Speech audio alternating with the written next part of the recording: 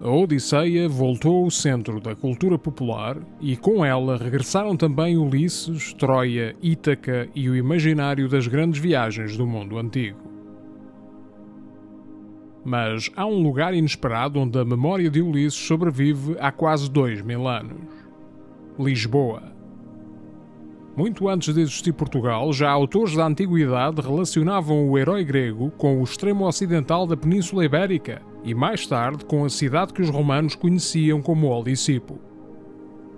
Séculos depois, cronistas, humanistas e poetas portugueses transformariam essa tradição numa das grandes narrativas sobre as origens de Lisboa. Mas porquê Ulisses? Por detrás desta lenda existe uma cidade real, extraordinariamente antiga, ligada ao Mediterrâneo muito antes da chegada dos romanos. E é precisamente nesse território, entre arqueologia, memória e mito, que se escondem os factos sobre as origens de Lisboa.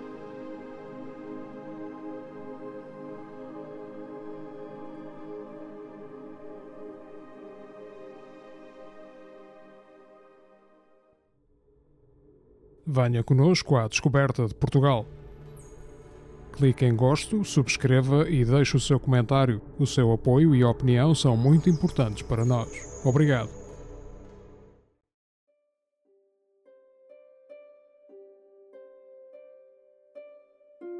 Ulisses, ou Odisseu no original grego, é uma das figuras centrais do ciclo de narrativas em torno da Guerra de Troia. Rei da pequena ilha de Ítaca, marido de Penélope e pai de Telêmaco, distingue-se dos grandes guerreiros da tradição grega menos pela força física do que pela inteligência, pela astúcia e pela capacidade de encontrar uma saída para situações aparentemente impossíveis. É também à sua figura que a tradição associa o estratagema do cavalo que permitiu aos gregos entrarem finalmente em Troia. Mas é sobretudo depois da guerra que começa a história que o tornou universal. Na obra Odisseia, atribuída a Homero, Ulisses demora 10 anos a regressar a Ítaca.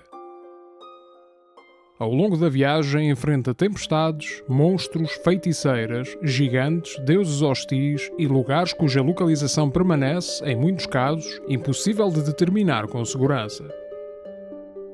Durante a Antiguidade, estudiosos começaram a tentar descobrir onde ficavam realmente os lugares descritos por Homero. E à medida que o mundo conhecido se alargava, também as viagens de Ulisses pareciam alargar-se com ele. No final do século I a.C., o geógrafo grego Estrabão registava já tradições que colocavam episódios das peregrinações de Ulisses na Península Ibérica.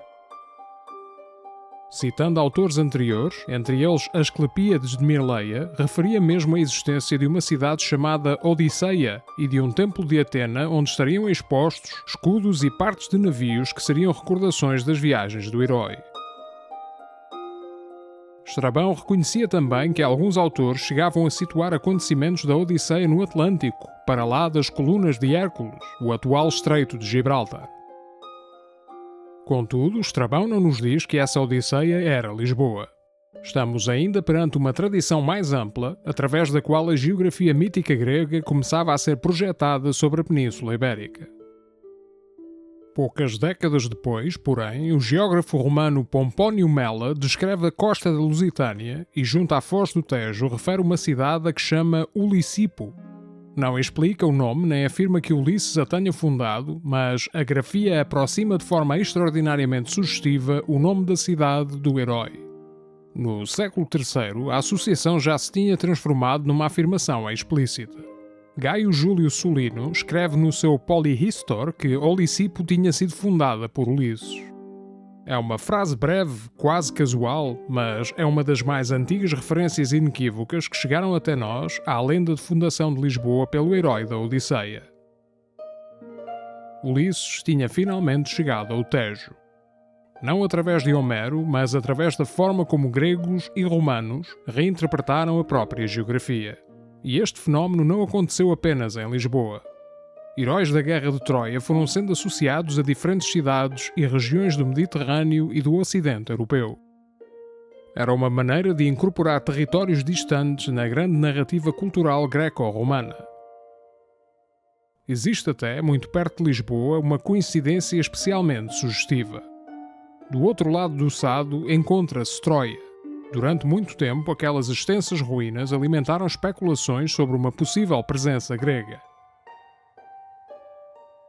Hoje, sabemos que o grande complexo arqueológico de Troia corresponde essencialmente a um importantíssimo centro romano, ativo a partir do século I da nossa era e dedicado, entre outras atividades, à produção de preparados de peixe.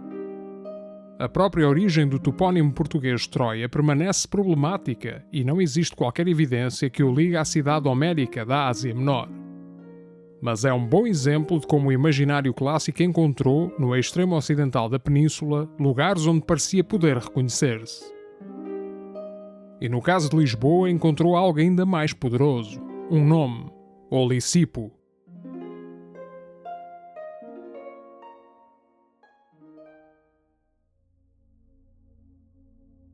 A ironia é que Lisboa não precisa de Ulisses para possuir uma antiguidade extraordinária. Entre as atuais capitais europeias, Lisboa assenta sobre um núcleo de ocupação muito antigo. A arqueologia permite hoje documentar com segurança uma importante povoação da Idade do Ferro na colina do Castelo de São Jorge, pelo menos desde o século VII a.C. Investigações recentes, incluindo datações por radiocarbono, confirmam uma sequência de ocupação entre os séculos VII e V antes da nossa era. Isto significa que quando Roma começou a intervir militarmente na Península Ibérica, já existia aqui uma comunidade com vários séculos de história. E a sua localização dificilmente poderia ser melhor. O enorme estuário do Tejo constituía um porto natural, enquanto o próprio rio permitia penetrar profundamente no interior da península. Lisboa encontrava-se assim numa verdadeira fronteira entre dois mundos, o Mediterrâneo e o Atlântico. Os vestígios desta cidade antiga estão hoje escondidos por baixo da Lisboa que conhecemos. No Castelo de São Jorge, o núcleo arqueológico conserva testemunhos da povoação da Idade do Ferro estabelecida no topo da colina. As escavações demonstraram uma ocupação orientalizante com cerâmicas, ânforas e outros materiais profundamente relacionados com o mundo fenício. Vestígios semelhantes surgiram no Claustro da Sé, na Rua do Recolhimento, na Casa dos Bicos, na Rua dos Correieiros e em vários outros pontos do atual centro histórico. Cada escavação acrescentou uma pequena peça a uma cidade que permaneceu, durante muito tempo, praticamente invisível, porque a Lisboa medieval, moderna e contemporânea foi construída diretamente sobre ela. A distribuição dos achados da Idade do Ferro demonstra que esta ocupação se estendia por uma área considerável da colina e das zonas mais próximas do antigo rio. Mas talvez uma das descobertas mais impressionantes tenha ocorrido nos antigos armazéns Sommer, entre a Rua de São João da Praça e o Cais de Santarém. Ali foi descoberta uma estela funerária com uma inscrição em língua e caracteres fenícios, datada da primeira metade do século VII a.C. Não estamos apenas perante cerâmica que viajou centenas ou milhares de quilómetros. Alguém utilizava aqui escrita fenícia há cerca de 2700 anos. E os dados arqueológicos mais recentes apontam cada vez mais para a presença efetiva de comunidades fenícias estabelecidas no estuário do Tejo, interagindo naturalmente com as populações locais. A Lisboa da Idade do Ferro estava profundamente integrada nas redes comerciais e culturais que ligavam o Atlântico ao Mediterrâneo. Isto não prova absolutamente nada sobre Ulisses, mas torna a realidade bastante mais interessante do que uma simples oposição entre mito grego e cidade indígena. Pessoas oriundas do Mediterrâneo Oriental chegaram realmente a estas margens. Navegaram realmente através do Estreito de Gibraltar e transportaram consigo mercadorias, técnicas, alfabetos, crenças e, inevitavelmente, histórias. Quando, séculos mais tarde, os autores greco-romanos imaginaram Ulisses chegando ao extremo ocidental da Europa, estavam a projetar um herói mítico sobre rotas marítimas que existiam realmente.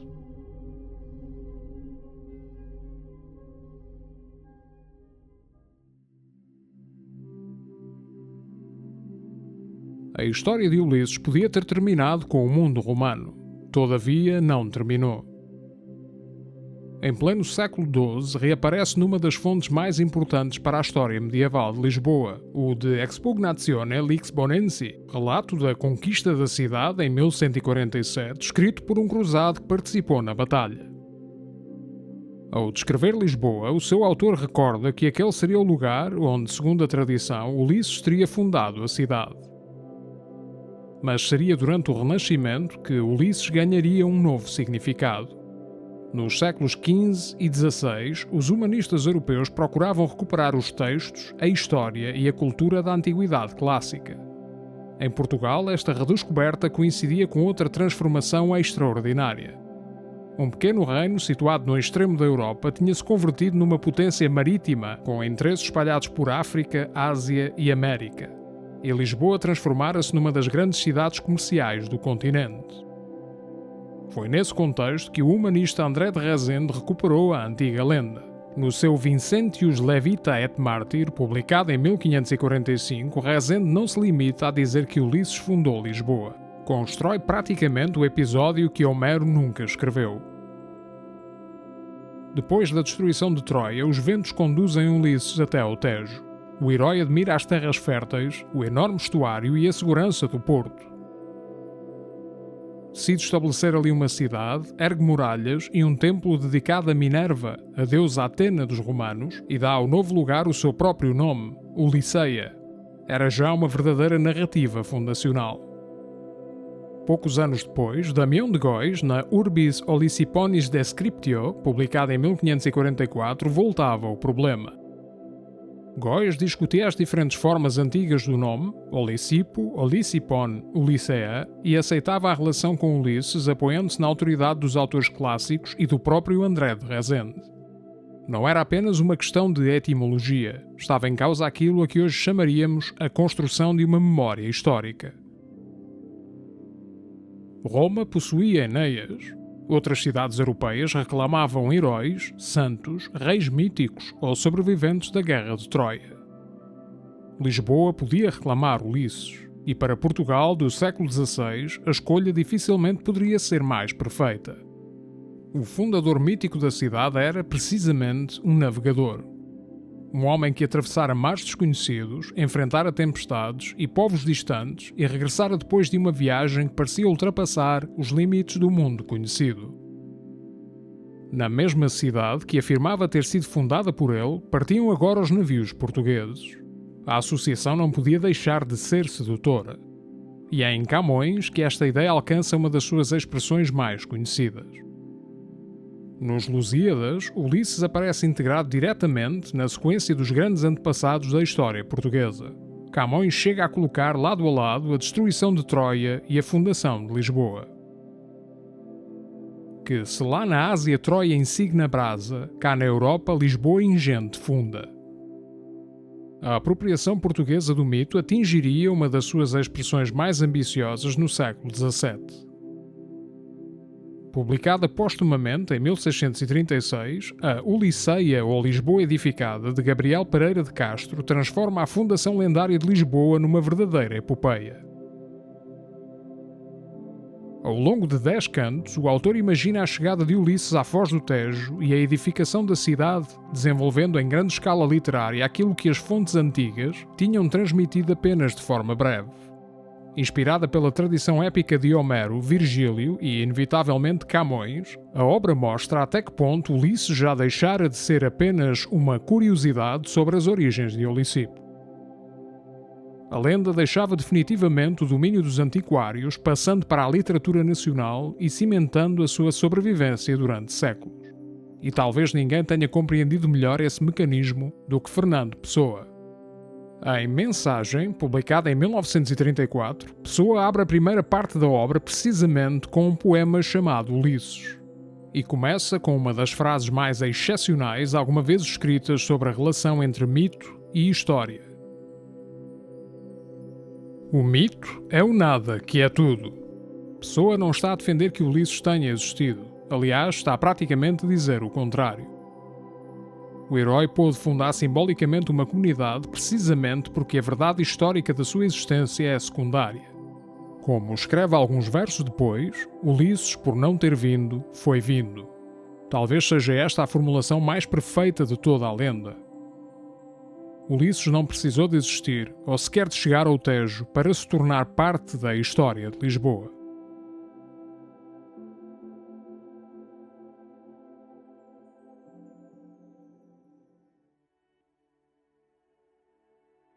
Então, o que resta quando retiramos a lenda? Não existe qualquer evidência de que Ulisses tenha fundado Lisboa. Não sabemos sequer se existiu uma personagem histórica concreta na origem do Ulisses homérico. E a própria Odisseia nunca coloca o herói no Tejo, em Lisboa ou sequer inequivocamente no Atlântico. A associação à península aparece em tradições posteriores e a identificação explícita de Olisipo como uma fundação de Ulisses só surge nas fontes que chegaram até nós muitos séculos depois da época em que a Guerra de Troia teria ocorrido. Também não existe evidência de uma colónia grega fundada em Lisboa no tempo tradicionalmente associado a Ulisses. E nem sequer a famosa explicação segundo a qual Lisboa teria começado como uma povoação fenícia chamada Alis Ubo, normalmente traduzida como Porto Seguro, pode ser apresentada como facto. É uma hipótese etimológica muito repetida, mas não conhecemos qualquer fonte antiga que utilize esse nome para Lisboa. A origem exata de Olisipo continua a ser discutida, mas existem outras coisas que sabemos com total certeza. Sabemos que Lisboa possuía já uma comunidade importante durante a Idade do Ferro e que o estuário do Tejo estava ligado às grandes redes comerciais mediterrânicas. Sabemos que comunidades fenícias chegaram e se estabeleceram nesta região e que a escrita fenícia foi utilizada aqui. E sabemos que produtos, influências e ideias originárias de lugares muito distantes chegaram a estas margens muito antes dos romanos. É possivelmente por isso que a lenda de Ulisses funciona tão bem, pois coloca uma personagem mitológica dentro de uma realidade histórica que sabemos ter existido. É inegável a circulação de pessoas entre o Mediterrâneo e o extremo ocidental da Europa. Ulisses provavelmente nunca chegou a Lisboa, mas a possibilidade de tal viagem é confirmada por outros navegadores orientais que ali chegaram. Séculos mais tarde, gregos e romanos olharam para este extremo do mundo conhecido e reconheceram nele os seus próprios mitos. O Renascimento recuperou esses mitos para dar antiguidade e prestígio a uma cidade que se tornara novamente uma das grandes portas marítimas da Europa. Camões transformou-os em epopeia e, séculos mais tarde, Pessoa transformou-os numa reflexão sobre a própria natureza da identidade. E é esse o verdadeiro cerne da história de Ulisses em Lisboa. Mais do que a lenda de um homem que fundou uma cidade, esta é a história de uma localidade que ao longo de quase 2000 anos foi escolhendo os mitos através dos quais queria compreender o seu passado. E agora que a Odisseia voltou ao centro do imaginário cultural popular, Ulisses parece ter regressado novamente depois de uma longa viagem. Em Lisboa, contudo, nunca chegou verdadeiramente a partir, continuando a viver em locais como a Torre de Ulisses, no Castelo de São Jorge, nas ruas que têm o seu nome, ou até na literatura contemporânea como Na Cidade de Ulisses, de Teolim da Gerção. Ulisses pode nunca ter existido e nunca ter navegado no estuário do Tejo, mas o seu colossal eco cultural nunca nos abandonará.